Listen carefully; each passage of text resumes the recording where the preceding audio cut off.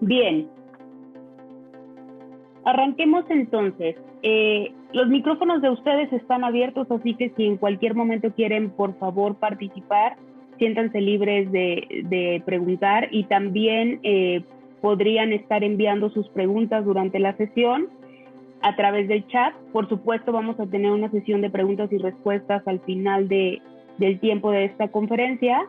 Sin embargo, en cualquier momento podemos interactuar, así que por favor no duden en enviarnos sus preguntas. Como les decía, la conferencia del día de hoy habla de cómo vamos a transformar la cultura de seguridad.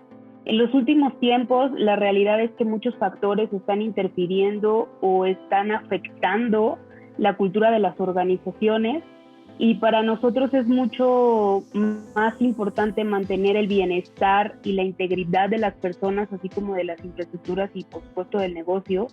Y entonces hoy vamos a hablar específicamente de cómo podemos fortalecer esta cultura de seguridad.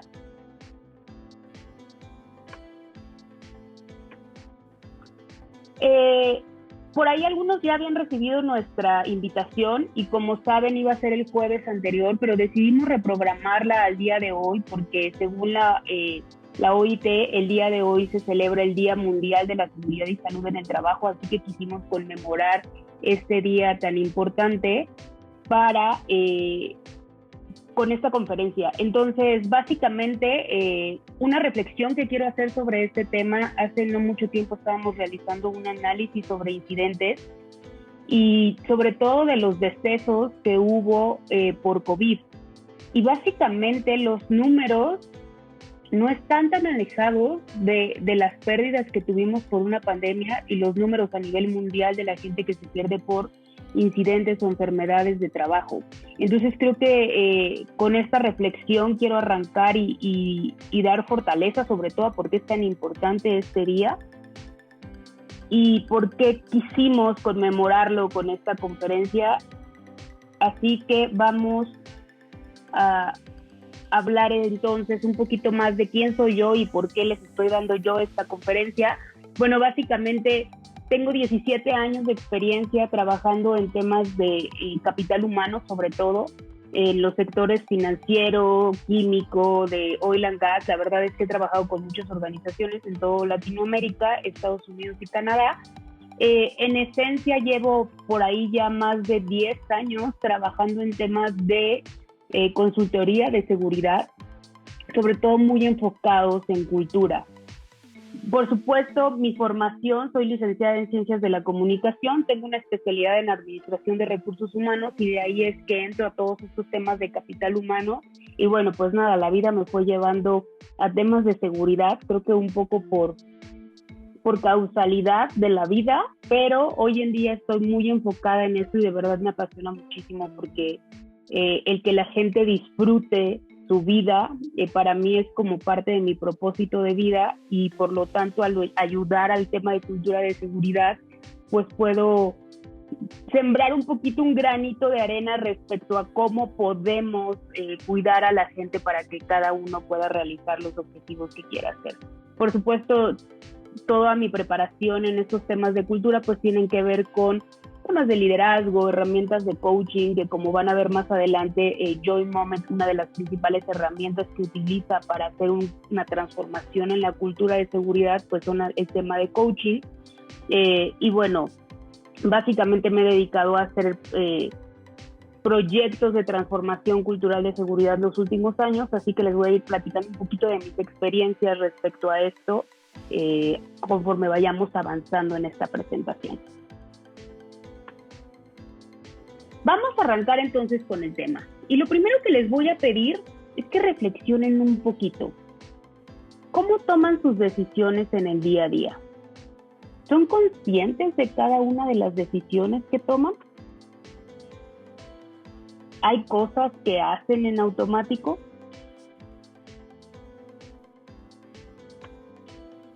Vamos a ver este video. Voy a compartir porque me parece que no compartí el audio, así que para evitar que vaya a haber por ahí algún error en el video, lo voy a volver a hacer.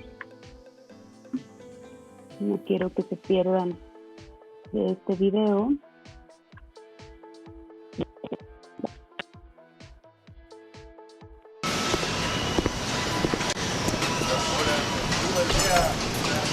Ya, tiro.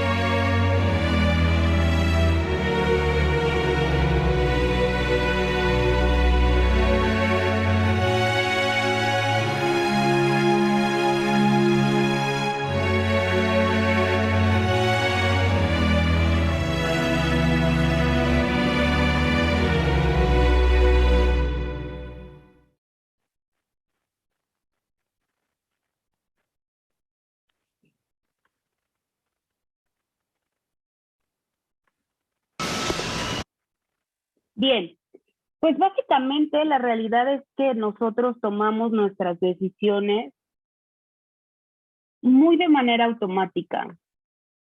Básicamente, cada persona toma aproximadamente 95,000 decisiones en un día.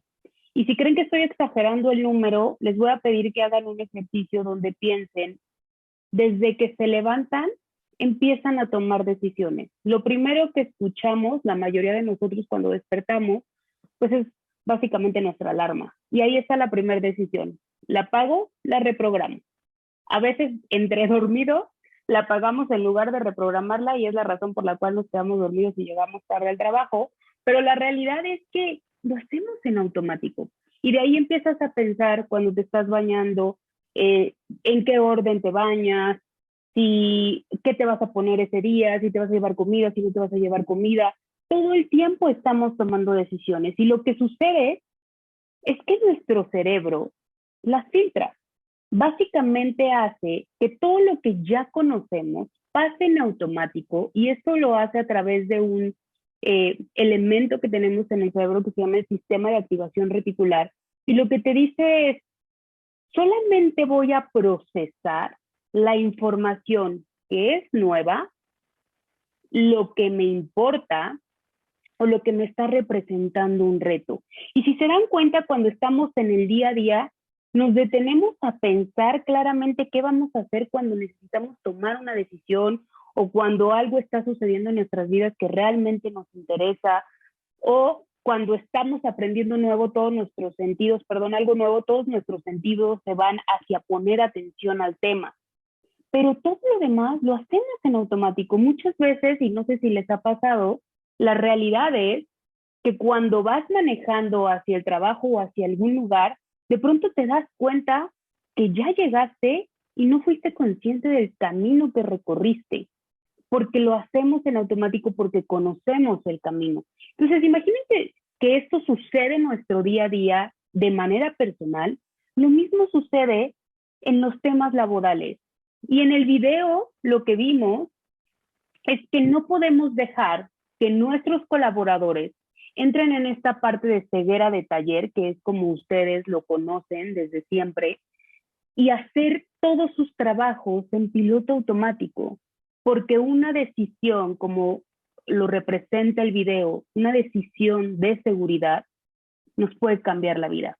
Y esa es la razón por la cual este tema es tan importante y por lo cual todos seguimos esforzándonos en el día a día para tratar de fortalecer y hacer conciencia a nuestros colaboradores de la importancia que existe de que ellos sean conscientes de los riesgos, los conozcan y sobre todo que no los acepten para que no tengamos incidentes y no transformemos de mala manera la vida de las personas.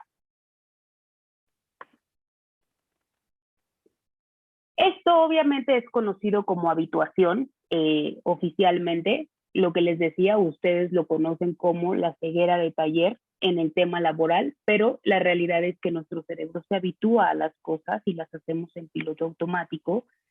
Y lo que les quiero preguntar ahora es, ¿crees que esto puede estar pasando en tu organización? ¿La gente ya entró en un estado donde hace las cosas en el día a día de la misma manera? De hecho, cuando nosotros tratamos de generar conciencia en la gente, una de las principales respuestas que obtenemos de ellos casi siempre es que yo siempre lo he hecho así, o a mí así me lo enseñaron, o es que no me di cuenta. Y no es que la gente quiera lastimarse o que la gente sea negligente y quiera hacer las cosas mal. La realidad es que nuestro cerebro hace que las cosas de manera automática porque nos habituamos a ellas, y si nuestro cerebro filtrara absolutamente todo, todas las 95,000 decisiones que tomamos diariamente, tratando de hacerlo un poco más gráfico, pues prácticamente nuestro cerebro se sobrecalentaría y explotaría. No podemos procesar tanta información.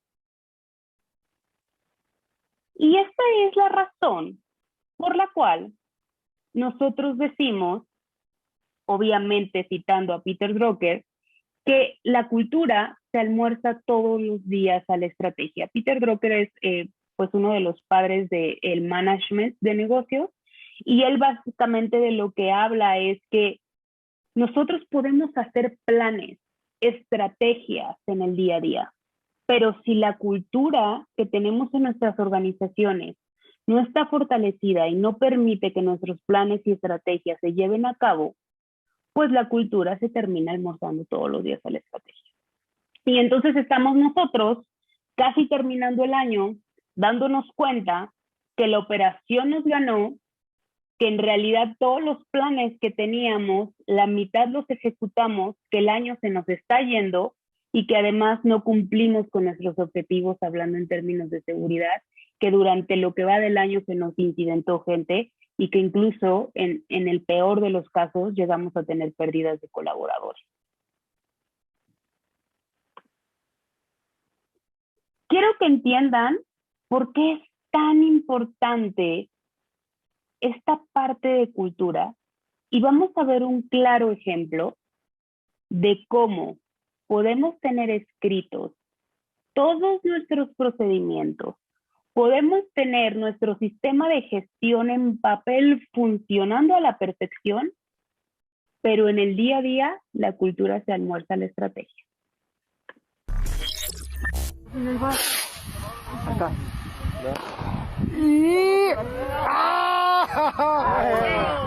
A través de redes sociales se volvió viral un video en el que un grupo de hombres lanzó un juego pirotécnico para prender un quemador de gas residual en Tabasco. En el video se puede apreciar el momento en que el grupo de hombres lanzó un chiflador para luego explotar en las alturas, logrando así que el quemador prendiera con éxito. De inmediato, el momento generó el festejo entre los trabajadores. Usuarios de redes sociales han viralizado el video y aplaudido el ingenio de los mexicanos. Cae el autor intelectual, papá.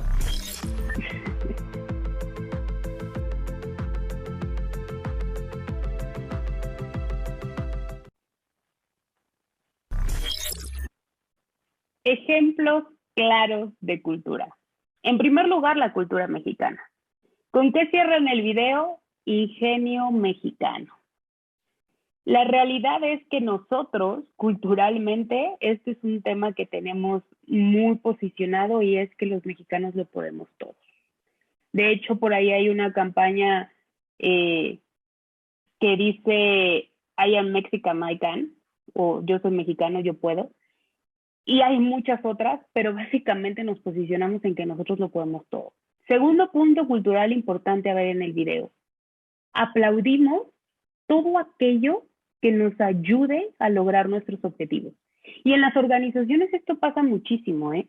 La realidad es que creemos que estamos posicionando seguridad, pero en el día a día lo que sucede es que le aplaudimos a la gente lograr los objetivos sin importar cómo los logren.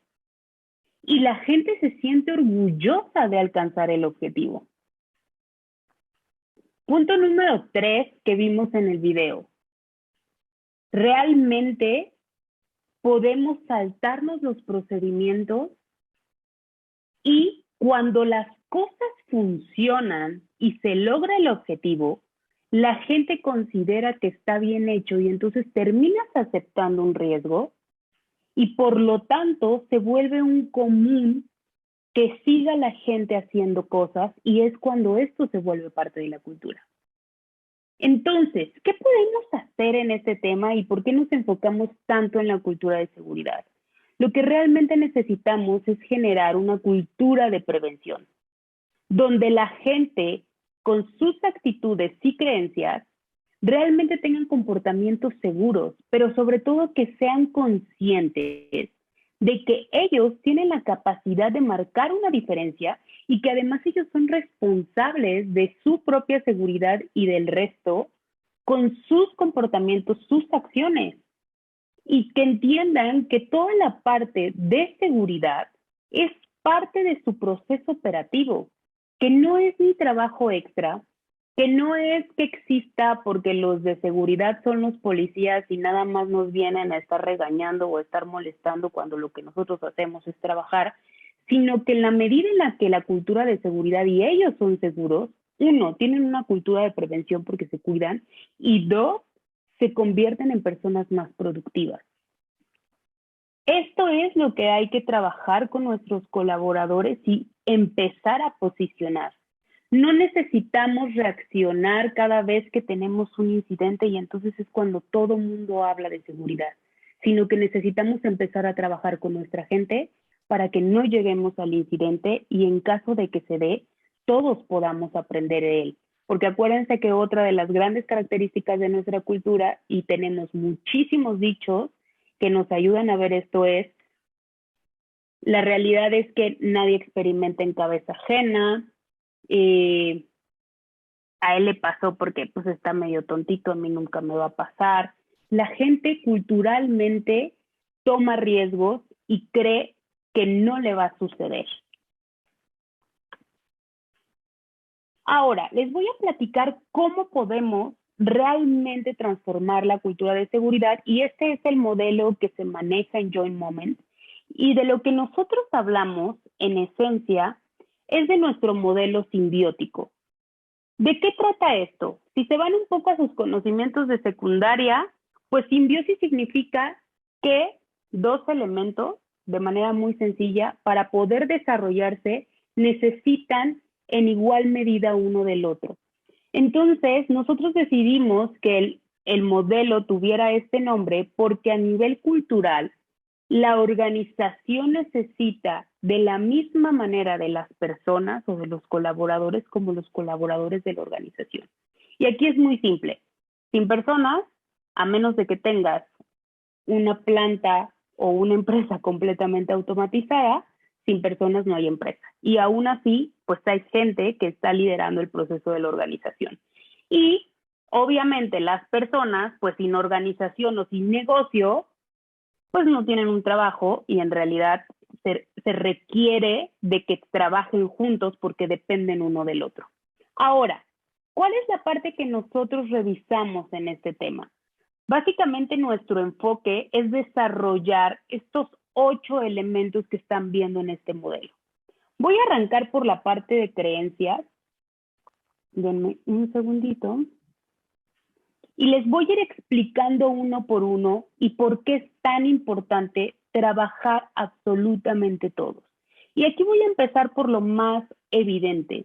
La mayoría de las organizaciones tienen una cultura donde lo primero que necesitamos hacer es cumplir con toda la reglamentación para tener, por supuesto, nuestra licencia operativa. Pero eso no nos garantiza que la cultura de seguridad exista y, por supuesto, mucho menos nos garantiza que no vayamos a tener incidentes. Entonces, lo primero en lo que trabajan las organizaciones, y no es que esté mal, porque así debe ser, es en la parte de sistemas, en el sistema de gestión de seguridad, en cumplir con la reglamentación, en poner todo en orden. Pero hay muchos otros factores que, como ya vimos, nos ayudan a que nuestra cultura se fortalezca y nuestra estrategia entonces pueda funcionar. Arranquemos por creencias. Bien, son las creencias y qué rol juegan a nivel cultural? En primer lugar, una creencia es una idea o algo que nosotros asumimos como verdadero. Y voy a poner aquí uno de los ejemplos de las creencias más fuertes con las que crecemos y que es una de las creencias que todos identificamos. Y esta es la creencia religiosa. La realidad es que sea que creas o no creas, que pertenezcas a una religión o no pertenezcas a ella, en lo que se basa tu creencia es que tú crees que es verdadero. Y realmente ninguno de nosotros tiene la certeza de que exista o de que no exista el ser supremo que básicamente veneremos o veneres en tu religión. O para los que son ateos, tampoco tienen la certeza de que no exista. Es algo que es una consecuencia de todos los aprendizajes que hemos tenido en el pasado, de las cosas con las que crecemos y que muchas veces heredamos, pero que al final nos generan una convicción de su existencia. ¿Cuál es el gran tema de las creencias? Las creencias son subjetivas y por lo tanto, como nadie tiene la evidencia para decir que son verdaderas o no verdaderas, lo que sucede es que no son ni buenas ni malas, simplemente están y son creencias. ¿Qué es lo que sucede? Que nosotros vemos el mundo desde el juicio que hacemos basado en nuestras creencias. Se instala en nuestra mente y podemos cuestionar o no cuestionar cosas, accionar o no accionar cosas, dependiendo de lo que creamos. ¿Cuál es un tema súper obvio en el tema de seguridad? Equipo de protección personal. Cuando la gente no utiliza el equipo de protección personal, es porque hay una creencia detrás. No es porque la gente sea necia, no es porque sea rebelde, no es porque no entiendan. El punto es que hay una creencia detrás que hace que no utilicen el equipo de protección personal. ¿Y cuántas veces hemos escuchado el me estorba, no veo bien, me entorpece? La gente realmente cree que el utilizarlo le estorba, le entorpece o lo limita en cómo trabaja. Y es la razón por la cual se lo vuelve a quitar una y otra vez. El punto es que las creencias sí pueden ser potenciadoras o limitantes según el objetivo que querramos lograr. Cuando hablamos de no tener incidentes, el problema es que cuando la gente no utiliza el equipo de protección personal, la probabilidad de, en caso de tener un incidente, de lastimarse de mayor gravedad, pues es mucho mayor porque no está utilizando el equipo. Entonces, el punto de esta creencia es que se convierte en limitante al alinear el objetivo de no tener incidentes o de que la gente no se lastime. Y hacia allá es hacia donde debemos mover las creencias. ¿Cómo las alineamos para que la gente tenga creencias potenciadoras en seguridad y realmente pueda actuar con convicción, instale su mente y sea capaz de percibir los riesgos todo el tiempo? Bien, voy ahora con las emociones. Me voy a ir primero con todas las de la persona. ¿Cuál es la importancia de las emociones? Los seres humanos tenemos 5 emociones primarias.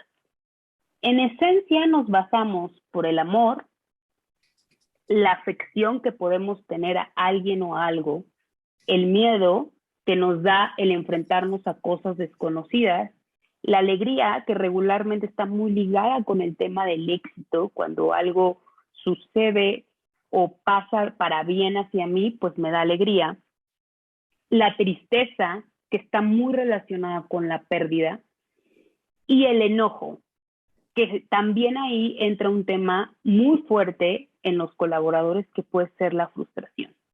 Y puede ser detonada esta emoción por múltiples factores. ¿Cuál es lo importante aquí? Tenemos que entender que los seres humanos estamos hechos de emociones. No hay quien no tenga ninguna emoción. Y estas emociones también impactan en la manera en la que nos comportamos. Esta idea de lo que pasa en la casa se queda en la casa y lo que pasa en el trabajo se queda en el trabajo no es real. Los seres humanos, lo que nos sucede cuando tenemos una emoción es que básicamente se pone enfrente de nosotros y es los lentes con los que vemos absolutamente todo.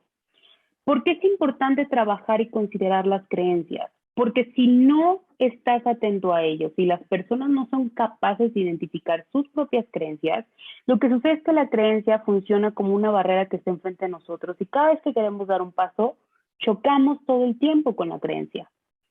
Sin embargo, si nosotros procesamos y trabajamos las emociones, lo que hacemos es que cuando necesitas enfocarte en algo que es prioritario o más importante, el ser humano es capaz de hacer a un lado su creencia, existe ahí, sigue ahí, pero aprende a convivir con ella y cuando da un paso adelante ya no lo bloquea, sino que es capaz de enfocarse en algo más. Por supuesto hemos visto, y sobre todo ahora que hemos pasado todo el tema de pandemia, que las emociones hicieron que la gente se comportara de una u otra manera, que nos ayudaron a permanecer con bienestar o no en temas de pandemia, y sobre todo a tomar una postura de acción frente a la pandemia. Para todos aquellos que llegaron a tener una pérdida, por supuesto que tomaron conciencia y por lo tanto, al ser tan tangible la consecuencia, lo que ellos hicieron fue en absoluto alinearse a todas las cosas que tenían que hacer para prevenir el no ser contagiados. A quien nunca le pasó nada parecido a COVID cerca o que realmente no lo vio, pues tal vez se adaptó porque de alguna manera creía que era importante, pero no con la misma fuerza. Entonces las emociones tienen un gran impacto en la manera en la que nos comportamos.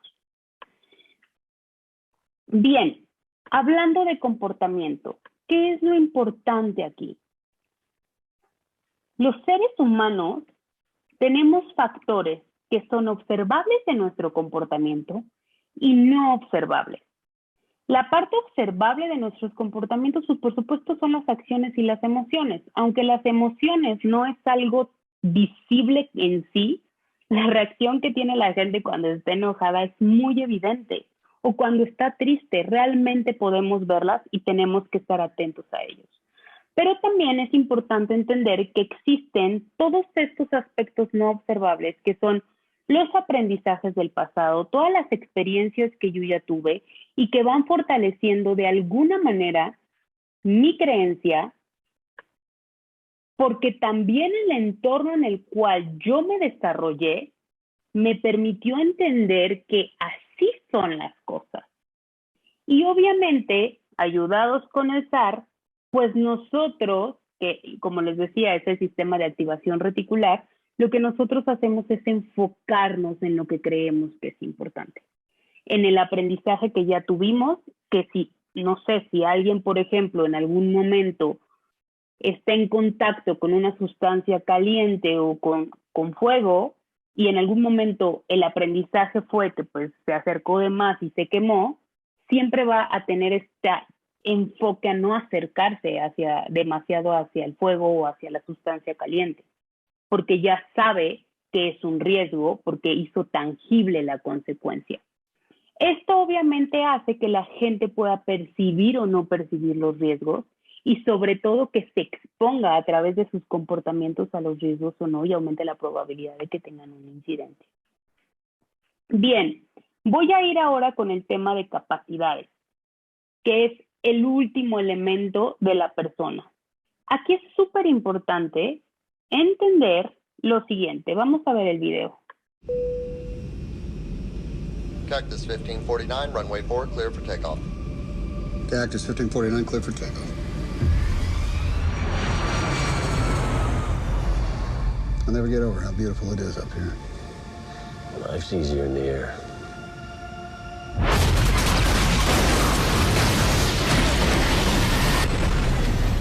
Mayday, mayday, mayday. This is Cactus 1549. Lost thrust on both engines. We are turning back towards the LaGuardia. I have an emergency. We lost both engines. Returning immediately. Today we begin with our investigation on the crash of U.S. Airways Flight 1549. 1549 if we can get it for you. Do you want to try to land runway 13? We are unable. We may end up in the Hudson. This was not a crash. This was dual engine loss at a lower altitude than any jet in history, with 155 souls on board. Cactus 1549, it's going to be left traffic, runway 31. Unable. Okay, what do you need to land? No one has ever trained for an incident like that. 1549, runway 4 is available. I don't think we can make any runway. What about over to our right? Off your right side is Teterboro Airport. Look, I'm sorry if you're frustrated, but our job is to investigate how a plane ended up in the Hudson River. What if I did get this wrong? Endangered the lives of all those passengers. Okay, you're scaring me now, Sully. You can land runway 1 Teterboro. We can't make it. Okay, which runway would you like at Teterboro? I've delivered 1 million passengers over 40 years, but in the end, I'm going to be judged on 208 seconds. We're going to end up in the Hudson. I'm sorry, say again, Cactus? This is the captain. Brace for impact.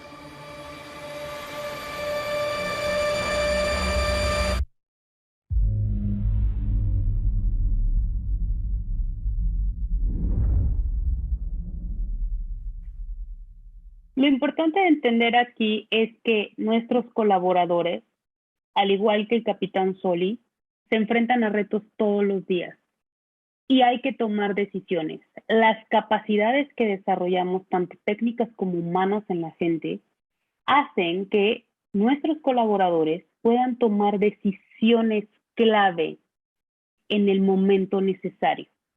A pesar de que sea una situación no rutinaria, ellos son capaces de definir cuál es la opción más segura. En este caso, si el capitán Sully no hubiera tenido todo el conocimiento, toda la experiencia, con solo seguir el procedimiento que fue lo que ellos hicieron, no hubiera salvado a la gente. Y también tenía la capacidad humana de identificarse con todos sus pasajeros y querer hacer lo posible por salvarlos. Entonces, esta parte es fundamental en las organizaciones. ¿Cómo realmente le damos la capacidad a nuestra gente para que enfrente los desafíos que vive todos los días? Si la gente tiene un reto muy grande y no tiene la capacidad de enfrentarlo, entra en un estado de frustración. Y si también tenemos gente con muchas capacidades que no está siendo aprovechada, la gente es cuando entra en un estado de aburrimiento y por eso terminan saliendo de las organizaciones cuando no quieren permanecer en una zona de confort. Vamos ahora con la parte de la organización. Voy a arrancar por los sistemas. ¿Por qué son importantes los sistemas y qué necesitamos para que funcionen de manera constante? Punto número 1, la máxima autoridad de la organización, el alta dirección, siempre debe incluir seguridad como parte de la agenda de negocio. Si los líderes no posicionan la importancia de seguridad, la realidad es que la organización a lo único que le va a dar prioridad es a los números, al volumen, a la productividad. ¿Por qué? Porque por supuesto, en consecuencia de lo importante que es mantener un negocio a flote, pues se convierte en la prioridad de la alta dirección. Y no estamos hablando de que necesitamos poner a seguridad en primer lugar. Lo que necesitamos realmente es intentar que la seguridad se vuelva parte del negocio y que la veamos como administración de riesgos del negocio, que si al final no son controlados, lo que sucede es que la organización tampoco es rentable. Punto número 2. La función de seguridad necesitan ser estos asesores de negocio para los líderes. No podemos continuar siendo una función operativa, apagafuegos, que hace de todo y que es la policía en la organización. De esta manera, realmente nuestro sistema no está funcionando porque no estamos posicionando la importancia de la seguridad. Debe haber una gestión integral de la seguridad. O sea, no solo se trata de revisar KPIs, y si los tenemos, por supuesto que son importantes, pero no tener solo KPIs reactivos, sino también proactivos. Cómo realmente el liderazgo está involucrado y lo que hacemos es que se gestiona la seguridad en todo sentido y de forma congruente. Y finalmente, es importante que tanto la línea de mando como los operativos hagan seguridad y entiendan que son responsables de mantenerse seguros y que no esto es responsabilidad de la función de seguridad. Bien, voy con el segundo punto de la organización, que es el entorno. Y para entender un poco la importancia del entorno, en específico de la parte social, vamos a ver.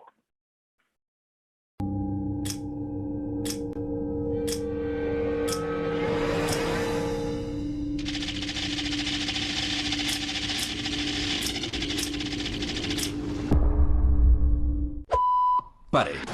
Preste atención. Eche un vistazo a esta atestada sala de espera. Parece que están esperando al oculista, pero no. Están esperando a que entre alguien para realizar un experimento con cámara oculta. Y aquí está, justo a tiempo para su cita. Hola, ¿qué tal? Bien. Cree que viene a hacerse un examen oftalmológico gratis. ¿Ha estado antes aquí? Es la primera vez. Y lo que no sabe es que todos los demás trabajan para nosotros. Siéntese un minuto. Vamos a hacer un experimento sobre conformidad social y la prueba empieza ya.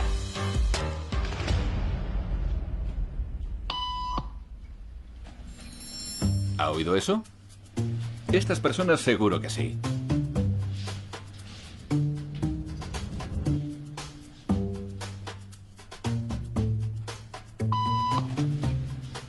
Nuestra protagonista no tarda mucho en notar un patrón. Un pitido significa que hay que levantarse, pero ¿por qué? Si estuviera en su lugar, ¿qué haría la próxima vez que sonara el timbre? Aunque puede creer que toma sus propias decisiones, cuando aparece la presión de grupo, demasiado a menudo su cerebro sigue a la multitud.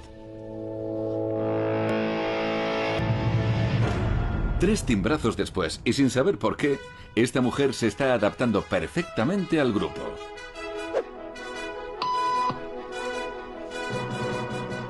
Pero, ¿qué pasa si nos llevamos al grupo? Elaine, por favor.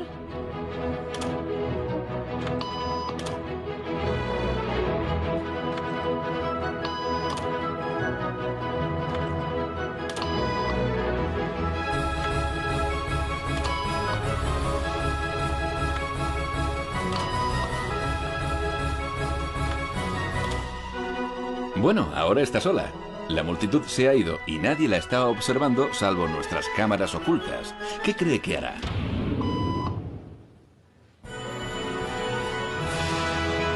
Se está adaptando a las normas del grupo sin que los demás estén ahí. Observe lo que pasa cuando aparece un extraño que no conoce las normas. Hola, soy Jason, tengo cita. Siéntese, saldrán en un par de minutos. Bien, gracias. De nada.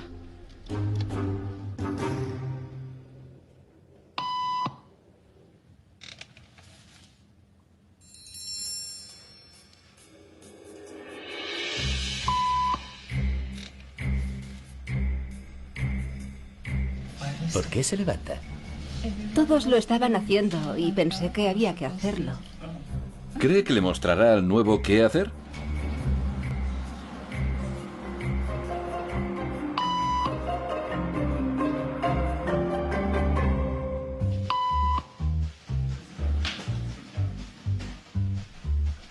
Seguimos grabando mientras llegaban más pacientes desprevenidos.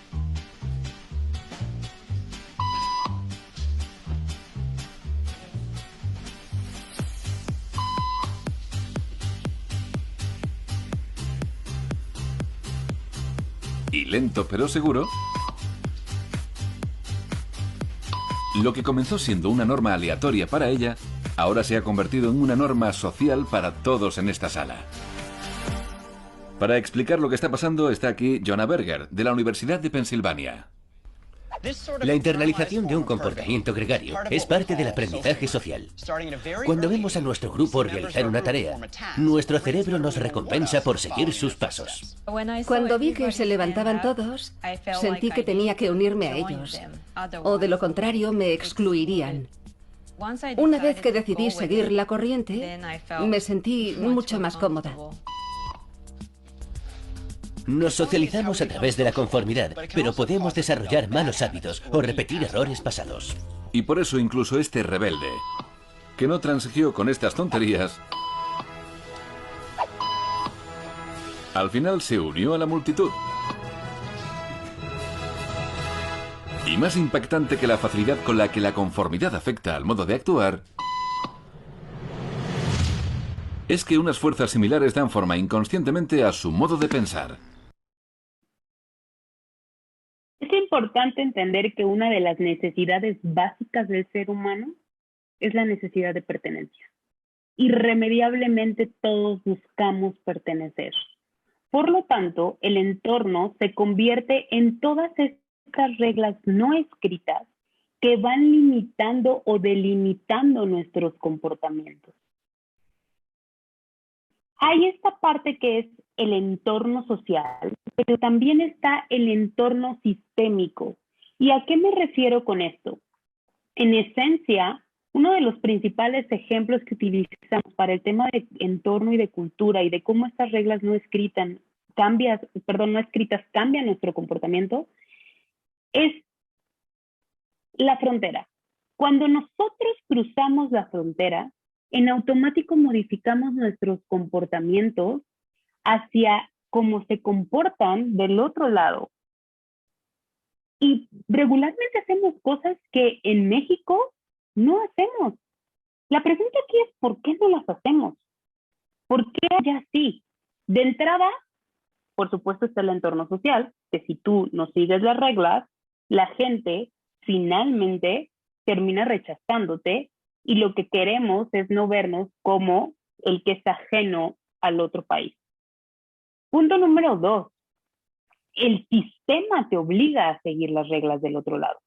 Y ese es el gran tema en México. Nosotros no seguimos las reglas porque nuestro sistema es deficiente. Por ejemplo, hablando de todo el tema de reglas de tránsito en Estados Unidos. Allá, si pasas el límite de velocidad, te van a detener, te van a dar una multa en automático y el policía no va a estar dispuesto a negociar contigo. En México sucede todo lo contrario y nuestro sistema es deficiente, arrancando desde punto número 1, nuestras calles no están en las mismas condiciones, nuestras carreteras tampoco, la señalización no siempre es la idónea, faltan elementos de señalización. Punto número 3, cuando nos detienen, lo primero que hace la mayoría de los agentes de tránsito es tratar de negociar con nosotros e impulsarnos a pagar una mordida en lugar de otorgarnos una multa. Y va más atrás. La realidad es que los policías se comportan de esta manera porque sistemáticamente no tienen un buen sueldo y buscan tener un ingreso extra a su sueldo.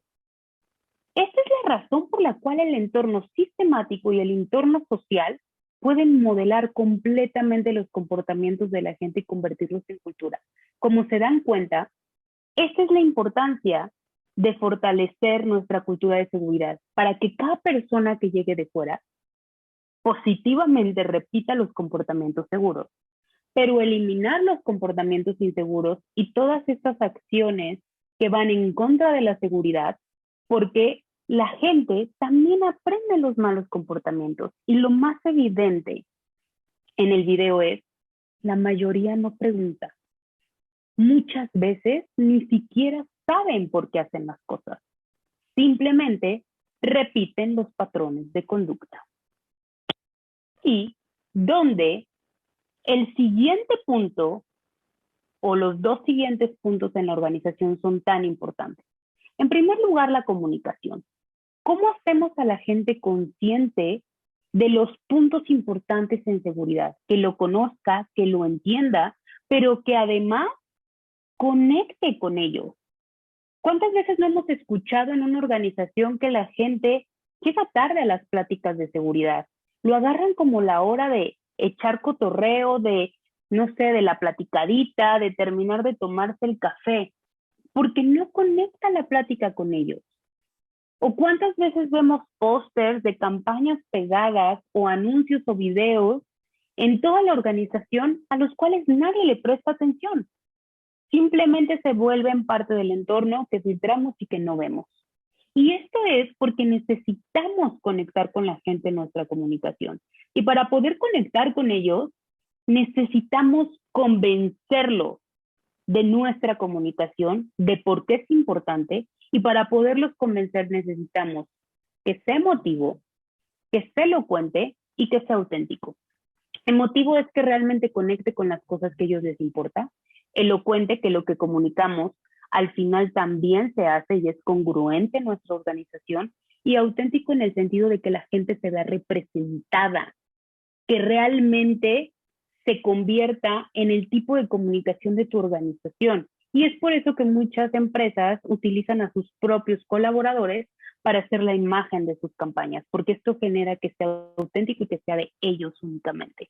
Y en la parte del liderazgo, nuestro último elemento en el modelo simbiótico, los líderes juegan un rol fundamental.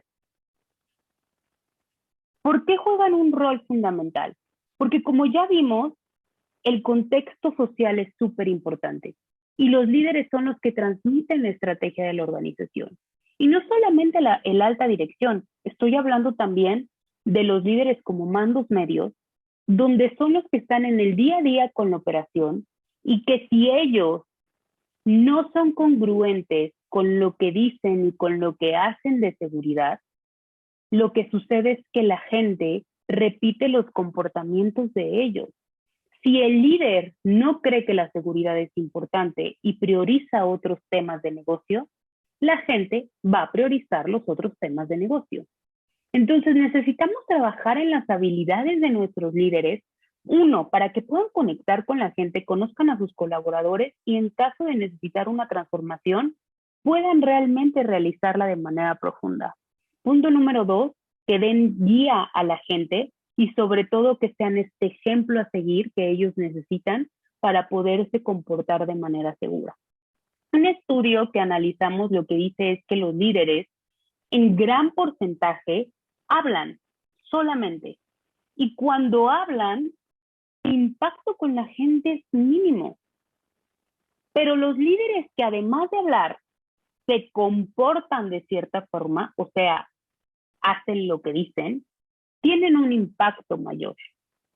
Y los que además de esto gestionan todo el tema y no son permisivos, hablando del tema de seguridad, por ejemplo, tienen un impacto mayor. Por supuesto, hay otros elementos extras al liderazgo que afectan la cultura y que ayudan a tener un impacto total con la gente. Como lo vimos, son 8 elementos. Pero lo importante en el liderazgo es que hablen del tema, que se comporten de forma segura y sean ejemplo, y sobre todo que gestionen absolutamente todos los procedimientos cual debe ser en temas de seguridad. Y que brinden las habilidades a su gente para que entonces ellos tengan la competencia de enfrentar los retos y actuar de forma segura. Bien, como vimos, todos estos elementos lo que hacen es que generan una cultura. Y tener una cultura de seguridad fortalecida lo que nos ayuda es a reducir los riesgos y aumentar los KPIs o mejorar los KPIs de nuestro negocio. En el tema de riesgos, por supuesto, la parte fundamental es la parte sistémica. ¿Cómo yo tengo claridad a través de una detección de riesgos? ¿Cuál es en mi operación lo que puede poner a la gente en riesgo? ¿Cómo, por supuesto, pongo controles, comunico a la gente los riesgos y sobre todo estoy en un proceso de mejora continua? Esto es esencial. Pero en la parte cultural es muy importante también entender que la gente debe tener la competencia y el conocimiento para percibir los riesgos, aunque no estén claramente identificados, porque a veces la gente transita por otras áreas que no son las suyas y no conocen los riesgos de todas las áreas. Entonces necesitan ser capaces de percibir los riesgos en absolutamente toda la organización. Y punto número 2, que el entorno y ellos mismos sean conscientes de que no se puede aceptar el riesgo. Muchas veces las actitudes de los líderes fomentan, y no solo de los líderes del entorno, fomentan que la gente acepte los riesgos. El punto no es que no los conozcan, saben de ellos, pero aún así los aceptan. Y entonces caen en acciones sí negligentes, cuando tienen una alta percepción del riesgo, pero también la aceptan. Entonces es importante tener toda la parte de la gestión de riesgos a nivel sistemático, pero trabajar con la gente en su percepción y aceptación de ellos. Y finalmente, cuando se tiene una cultura de seguridad fortalecida, pues obviamente los KPIs son mejores. Aquí algunos ejemplos. En temas de seguridad tenemos aproximadamente, cuando hay una cultura fortalecida, entre el 5 y 30% de mejora en LTIR cuando se hace un proceso de transformación o de fortalecimiento de la cultura. En tema de riesgos operacionales, hay una reducción entre el 10 y el 30% con este mismo tipo de implementaciones. Y el índice de actos seguros mejora. La gente entiende que se tiene que comportar de forma segura, es consciente, lo hace, y sobre todo que es un tema importante para la organización y le ponen enfoque a este punto. Bien, entonces, la cultura de seguridad tiene diferentes niveles y aquí lo que les pido es que intenten identificar en dónde están ustedes para que de esta manera puedan dar el paso hacia donde quieren ir. Lo primero que tenemos como ejemplo es una cultura de seguridad desconectada, que básicamente es cuando no se conocen los riesgos, la gente no le da importancia al tema de seguridad y por supuesto no hay un sistema como tal. La segunda etapa o el segundo nivel de cultura de seguridad es la cultura responsiva. Y aquí es cuando la gente actúa mucho por instinto. Obviamente empieza a identificar que hay procedimientos y políticas de seguridad y sobre todo los líderes empiezan a reaccionar y a priorizar estos temas, sobre todo cuando hay incidentes. Pero es un proceso como muy reactivo.